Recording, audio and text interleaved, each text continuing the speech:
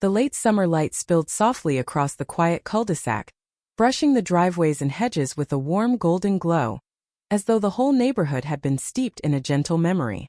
At one end of the street, tucked under the shade of an ancient oak and framed by low stone walls that seemed part of the earth itself, stood a modest single-story home. Its dignity lay in its simplicity. The front garden was a study in calm order, neatly trimmed but alive, dotted with lavender, chamomile and clusters of bee balm and bluebells that lent the air a faint soothing scent. The house wasn't loud or ostentatious. It was the kind of place that hushed voices instinctively, a sanctuary of quiet grace. Inside, Laura Hensley stood at the kitchen sink, wiping down a ceramic bowl with a dish towel, her gaze drifting occasionally to the open window. At 42, she was wiry more from strain than choice, with threads of silver weave winding into the hair at her temples. Her movements were precise, muted, shaped by years as a nurse and the solitary weight of raising a child alone. Beneath her practiced stillness, though, was an exhaustion that sank into her marrow, a weariness too deep for posture or words to betray, visible only in the shadows of her eyes. It was the look of someone who'd lived on a razor's edge so long that calm felt like a trick. Behind her, sprawled on the cushioned window seat, was her 12-year-old daughter, Clara, legs tucked under a blanket despite the day's warmth. A thin nasal cannula traced across her cheeks, delivering oxygen to lungs that strained for every breath. Her illness, rare, degenerative, merciless, cast a shadow that tightened its hold with each passing month.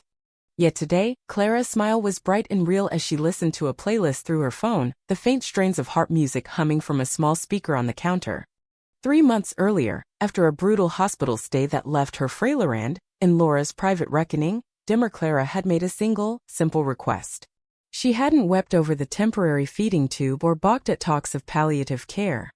But when she turned to Laura and said, "I'd like to hear harp music in the garden," her voice nearly cracked.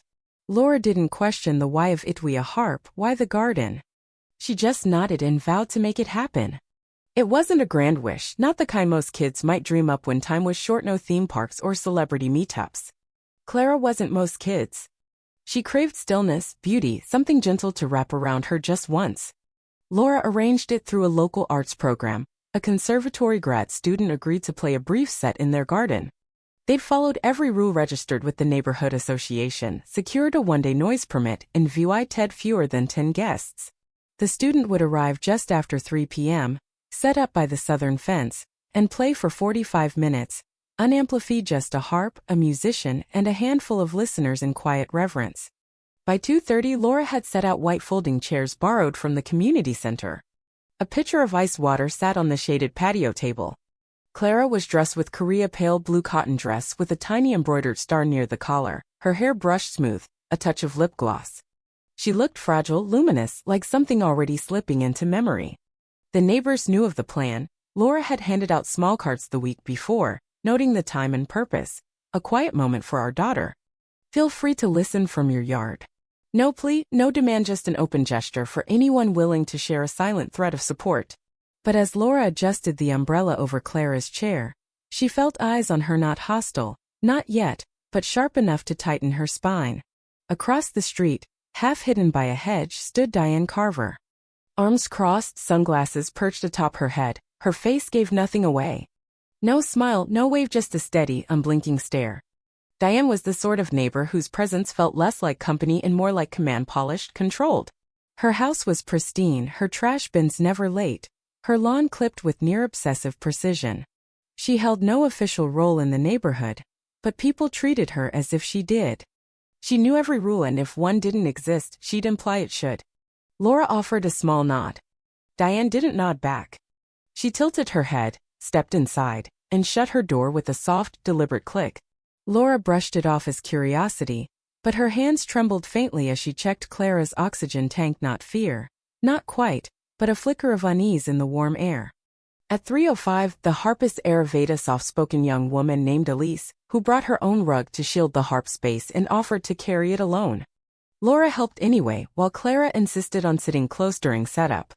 By 3:20, the first notes drifted out, delicate as light through a curtain. Clara closed her eyes, hands still in her lap, as if immoving might shatter the spell. For 20 minutes, the street seemed to pause. Cars slowed. A few neighbors stepped onto porches, some with coffee, some with nothing but their thoughts.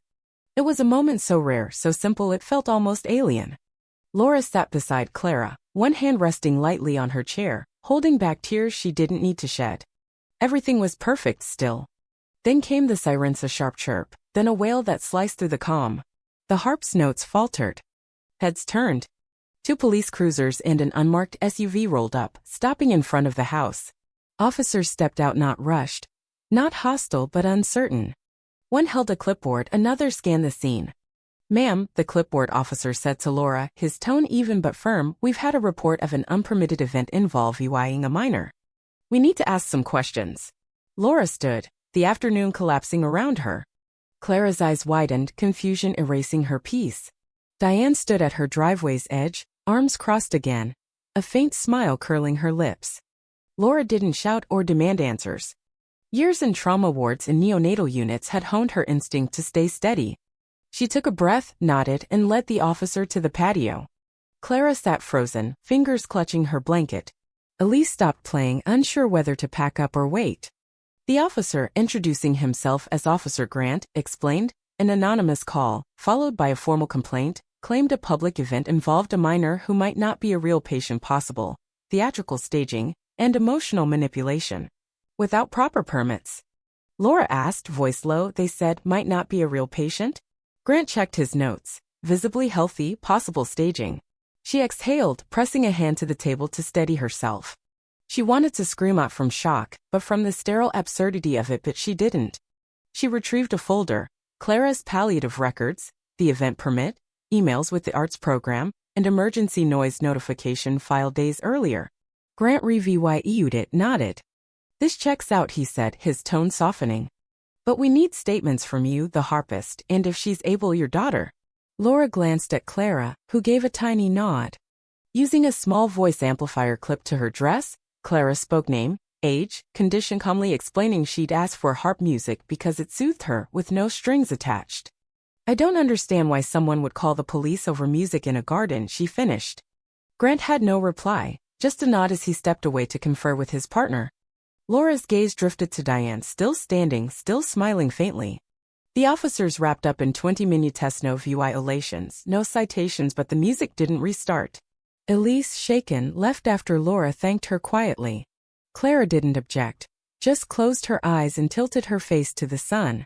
Grant returned the folder, apologized for the interruption, and wished them a peaceful day. Laura said nothing, waiting until the cruisers left before wheeling Clara inside. As they passed the flower beds, Clara whispered, "Was that because of her?" Laura didn't answer, saying it aloud would make it too solid. Inside, Laura settled Clara on the couch, checked her oxygen, kissed her forehead, then poured herself water. She stood at the counter, staring blankly, fingers tapping the glass, jaw tight. It wasn't anger, not yet, but something colder, coiled beneath her skin. She emailed the arts program to ensure Elise was paid, then contacted a legal advisor from Clara's trust fund setup, asking, "What do I do if someone accuses my dying daughter of faking it?" The reply outlined defamation, basic slander, opinion versus harm, but without a named source, options were thin. Laura didn't want a lawsuit. She wanted space to breathe without it being twisted into doubt. That evening, as the sky glowed orange, Clara asked to sit outside again. They settled on the porch, Clara bundled in blankets, a beanie tugged over her ears. The garden smelled of mint and thyme. The white chairs still in rows. Laura couldn't bring herself to move them. Across the street, Diane's silhouette loomed behind her window, mug in hand, watching. Laura met her eyes briefly, then looked away, stroking Clara's wrist. The silence wasn't peace, Anna Marie, it was a held breath. 3 days later, a letter, Aravetno postmark, hand-delivered, folded with eerie precision. The neighborhood council's emblem marked the corner. Inside, it cited public activities creating undue emotional burden, accused Laura of hosting unregulated therapeutic gatherings without certification, and urged her to stop medically evocative outdoor displays. No signature, just concerned parties. The words were careful, drained of direct blame, but they painted Clara's illness as a trespass. Laura showed it to Clara that night, asked, sensing the shift. Clara read it, eyes narrowing, then said, "They think I'm a problem." Laura sat beside her. "They're not used to what they can't fix or ignore. That doesn't make you a problem, it makes them weak." The next day, Laura filed a rebuttal with the council, backed by Clara's doctors, hospice coordinator, and city permits paperwork so tight the secretary sighed when she dropped it off. She thought it might stop there. It didn't. Mail went missing, packages arrived damaged, trash bins toppled, flowers wilted from something poured into the soil. Laura took photos, timestamps, added a second camera angle toward Diane's path, not to accuse, just to be ready. Then came the sidewalk chalk, vague shapes at first, then words. Actress, prop girl, sadness theater. She documented each before rain erased it. She might have endured longer, but then Clara cried out. It was a Thursday. Laura had stepped inside to take a pharmacy call, leaving the door open. Clara was on the deck, reclined under a blanket. The sharp yelp sent Laura running, phone clattering. Clara was unhurt but pale, breath ragged, pointing to the fence. She took a photo behind the fence. I saw her phone. Laura glimpsed a figure retreating, too tall, too poised for a child. Diane's driveway was empty by the time she checked.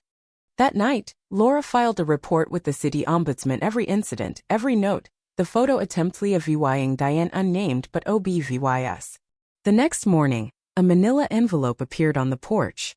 Inside, a picture of Clara on the deck, peaceful, fragile, with 5 words scrawled on the back. If it's real, prove it. Laura filed it under incidents, then met her advisor. This wasn't about defense Anna Marie, it was about reality. 2 days later, a voicemail came from Dr. Ellen Marsh, a county liaison, requesting a home visit to clarify care practices after recent filings. Polite, measured to measured.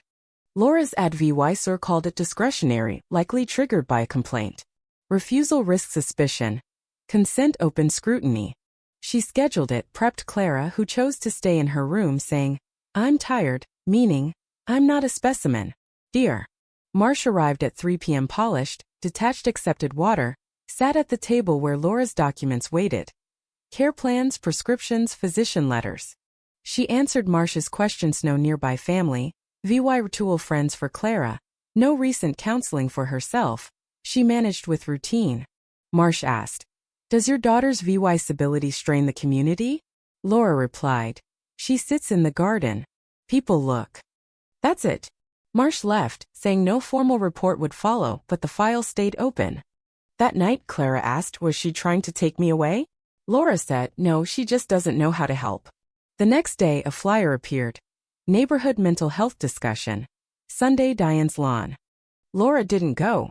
The war was on perception now. Clara's illness recast as a threat to emotional safety. She stayed ready, not paranoid. The fight wasn't over, it was just beginning.